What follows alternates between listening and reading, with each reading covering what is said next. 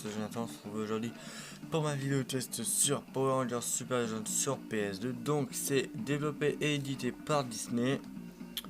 C'est dégrossé au moins de 2 ans quand ça lui lance. On peut jouer de 1 à 2 joueurs. C'est sorti en 2007. C'est sorti sur PS2, Xbox, PS3, Xbox, PS2 comme je vous ai dit. Et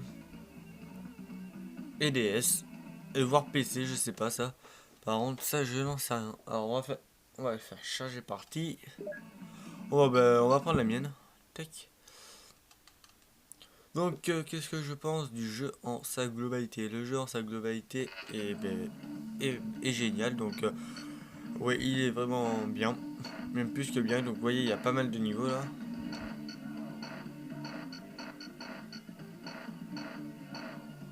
Donc voilà. Donc oui, le jeu est vraiment pas mal. Quand on a fini les niveaux, on peut aller dans la salle de trophées, s'amuser à tout débloquer en finissant à 100%. Donc vous voyez que j'ai pas fini à 100% en vidéo. Donc on va faire sélection de niveau. Alors je vais vous faire une vidéo test, ça va pas durer extrêmement longtemps. Donc je vais vous faire un combat Megazord pour celle de l'opération Overdrive. Donc qu'est-ce que je pense du jeu? Il est super bien, il est beau.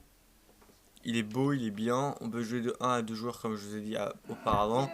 Les combats de Megazord c'est super bien parce qu'on peut jouer à 2 aussi. Donc voilà, il faut appuyer très rapidement sur les touches remplissez. Donc là on appuie rapidement sur rond et la jauge bleue doit être remplie. Une fois qu'elle est remplie, on a gagné notre attaque tout simplement. Donc là on va attaquer, après l'ennemi va attaquer. Donc je vous avouerai, le gros défaut du jeu c'est que quand les ennemis tout simplement ils perdent pas beaucoup de vie hein. C'est-à-dire que les boss quand on les tape ils perdent la moitié de leur vie. On va aller là, faire bien 3 quarts de sa vie alors que c'est un boss. C'est pas logique hein. Donc il y a plusieurs attaques. On peut soit avec les touches ou soit avec le stick directionnel, ça dépend, ou soit en marquant une touche. Donc à savoir que c'est stick gauche hein, pour faire l'attaque. Donc les attaques sont choisies aléatoirement. Donc là il faut se défendre aussi. Donc là il va nous attaquer, on va devoir se défendre. Quoi d'autre comme défaut? Oui, les niveaux sont pas très longs, sauf vers la fin du jeu ils sont un tout petit peu plus longs. Les boss sont trop faciles.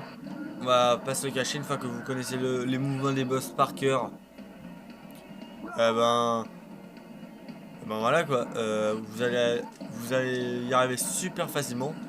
Parce qu'une fois que vous connaissez le niveau par cœur, bon voilà quoi, vous avez fini le niveau, vous réussissez d'un coup, donc c'est assez chiant ça par contre.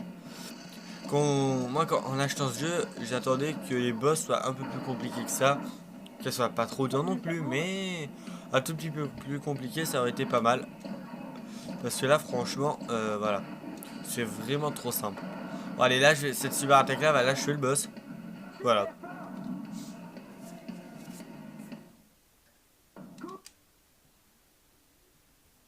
Voilà, je vais faire un autre combat Megazord. Donc voilà, c'est vraiment dommage que ça soit aussi peu complet. Enfin, au niveau des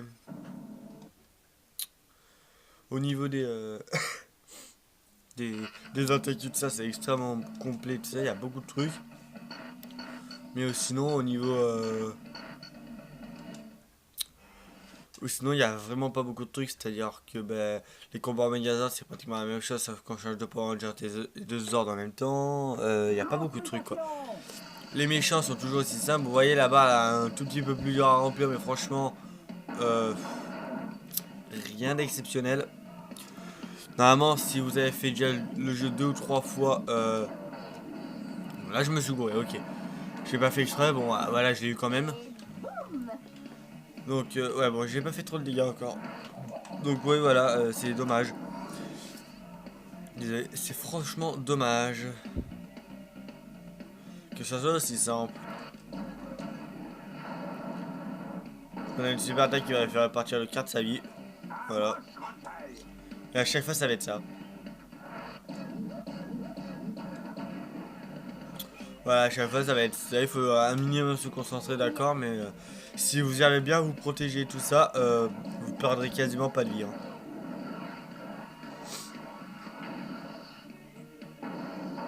Et ce que je comprends pas, c'est pourquoi nous on a une scène de QTE pour se défendre et pas lui. C'est-à-dire que lui il a rien.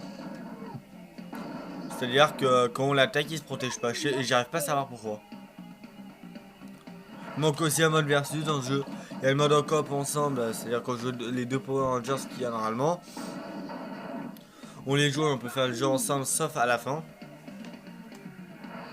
Mais je ne comprends pas pourquoi ils ont pas mis de mode versus. Ils ont dû ajouter un mode versus où on peut choisir n'importe quel Power Rangers ou les débloquer.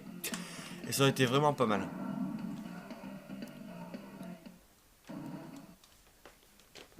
Désolé.